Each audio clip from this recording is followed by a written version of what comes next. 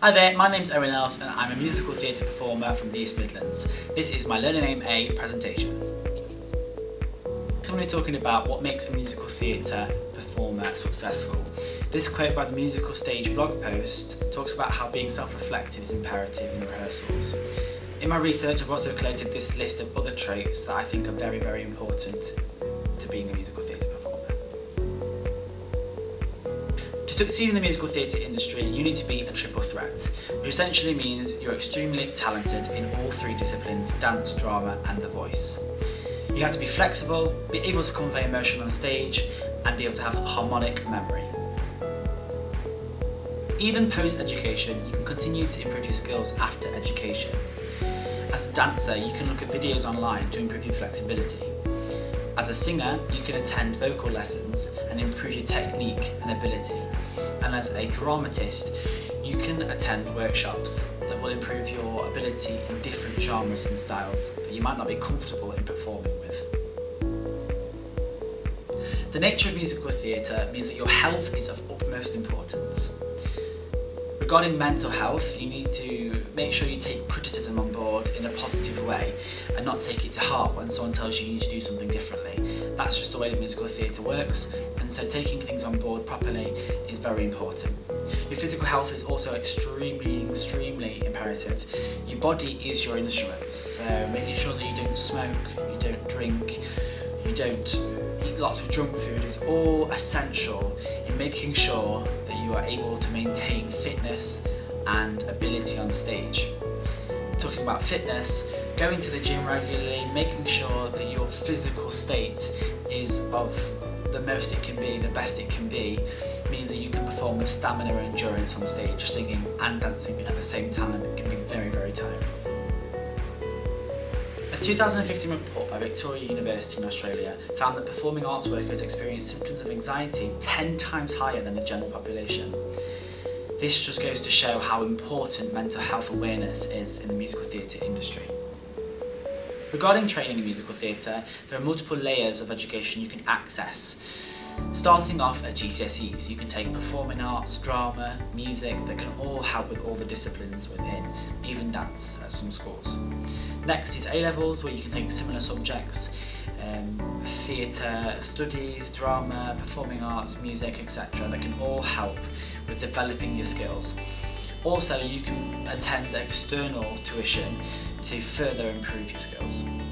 After A-levels, it's time to apply to drama school, where you can really own in on the skills of musical theatre. So you may, at secondary education, study more than just musical theatre. You might study other subjects, but at university, your life and education will be dedicated to just musical theatre. And after that, you can also go and do masters or external training routes that can really finalise your education in the field.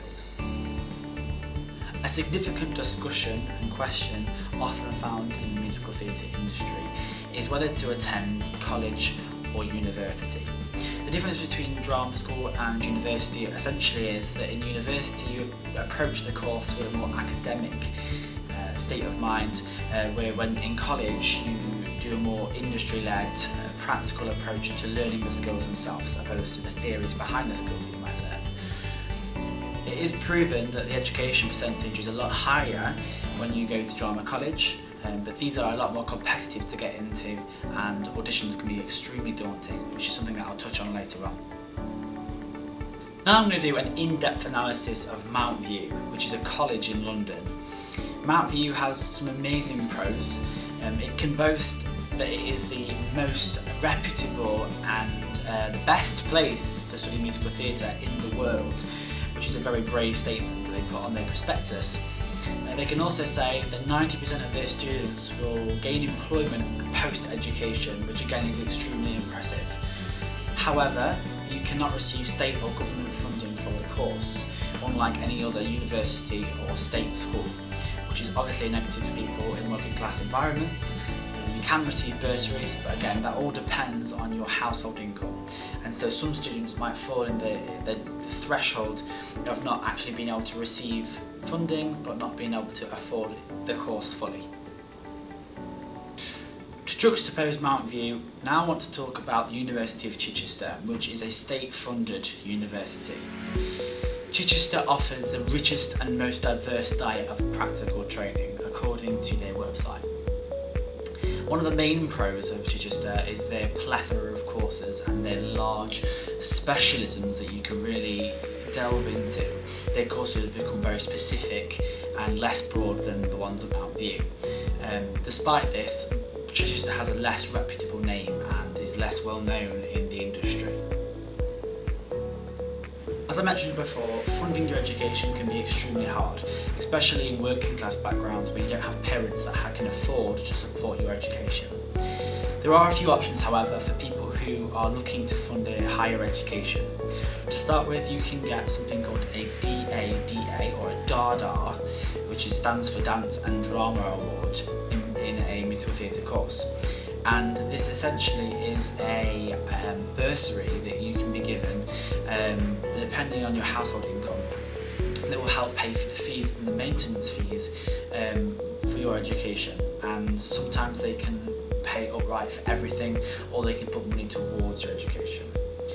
Secondly, if you go to a university, or some of the colleges offer this also, you can receive a government funding, which is a student loan which you pay back over time once you start working and you can afford it. This is good because you're never actually left in real debt. They only take it away once you can actually afford it. Lastly, you can receive other types of bursaries and funds that are externally sourced by different colleges. I asked another drama school attendee whether they thought the reputation of a school affects the likelihood of someone getting into a job in the future, and she expressed that she did indeed think this, and that the school that she went to, East 15, has an incredible alumni, a very current alumni of people who are working in the world, and that she thinks that because of this, her school is more suited and a better school to go to.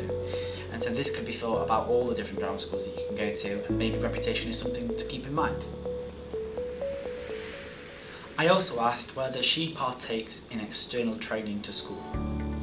Josie said that she does not personally actually take part in any training, and that actually she thinks that she hasn't got enough time to do so. But some of her friends do partake in extra classes and workshops. Her school, however, has a course leader who she has to check with before she can do anything external to do with performing, and they have to give it the okay before she can go ahead and partake in a job, external training or anything like that. Now I'm going to break down the process of being employed into 5 steps, covering the 5 areas that lead to getting employment. Step 1 is auditioning. To get in a show, you must first attend and succeed in an audition. In an audition, you normally perform a dance, you perform a singing extract, and you perform a monologue. And in these, the creative team get to see a sense of you and they get to see how you perform. In an audition, it's very, very, very imperative that you are yourself and that you don't try and falsify your appearance to get the job.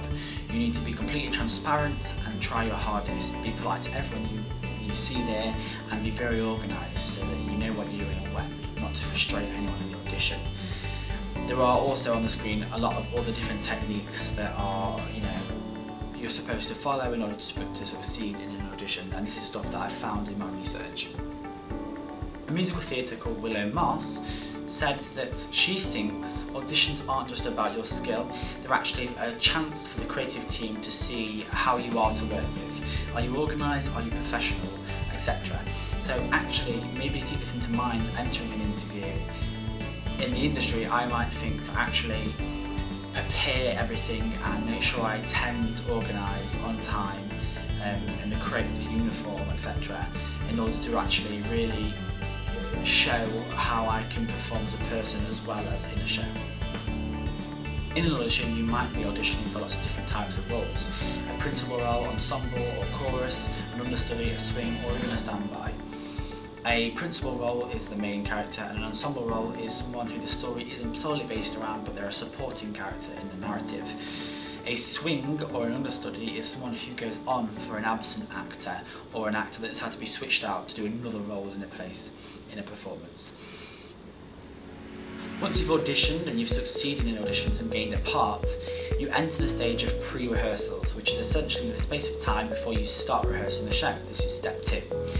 In pre-rehearsal stage, you need to be off-book and off-score, essentially meaning you know all your lines before turning up even for the first rehearsal, and you are aware of all the songs within the show and your potential track for that show. Although you will practice the delivery of lines, the choreography, the music, etc., it's important to actually know all this knowledge before you get to the rehearsal, so the rehearsal could be solely spent on learning the style of the performance opposed to the actual content. Step 3 is the beginning of rehearsals. There are lots of obvious things that you need to do in a rehearsal, but by researching different types of blog posts and other materials, I found out that in rehearsals it's important to, one, stay very healthy, stay hydrated, and make sure you eat a decent meal before a rehearsal so that you're not on an empty stomach, and also ensure that you're listening constantly because there's lots of information being thrown your way. So making sure that you listen is going to enable you to remember things better and catch everything a choreographer might just say in passing comment, because it might not always be very obvious that you're learning something. On the screen are some of the superiors you might find in a theatre, people who help you to put on a show and help you do the best you can do. For example, the director is in charge of putting the script onto stage. The last and most exciting process of the whole event is the previews and opening night. Previews just mean a time where the cast will do a few run-throughs of the show with a live audience that allows all the creative team to make notes of the show when it's fully running, in full dress, full tech, the lot. Then opening night occurs, and you can kind of pause the content in time. Nothing should change post opening night. As an actor, a performer, you are expected to maintain your consistency in performing a role. It shouldn't change too much over time, and you should also keep the energy at 100% constantly, even if you've performed it a lot of times. Lastly, I want to talk about employment and actually how you get employment, and to talk about representation, which essentially means when you have an agent or someone who can get jobs for you, opposed to you being an independent performer that just looks for jobs and auditions at open auditions. Certain companies will only audition agent people, so people that are from an agency, opposed to letting anyone off the street turn up to an audition. So essentially, if you get into an agency, which sometimes involves showing them your work or auditioning for an agency, they will hopefully get you jobs and take a percentage cut of your wages. So if you get a job purely on your own back, you will get the full amount from that job. If you get that job based on an agency getting the job for you, you'll actually have to pay the agency money. However, it is really effective because they have contacts in high places and they know casting people and can help to gain a job and help you get work. Especially in the industry of acting, where getting a job is so hard, it can be very helpful but expensive to have an agent. Thank you for listening to my presentation. Here's my big bibliography, which lists all the sources I use to base my research and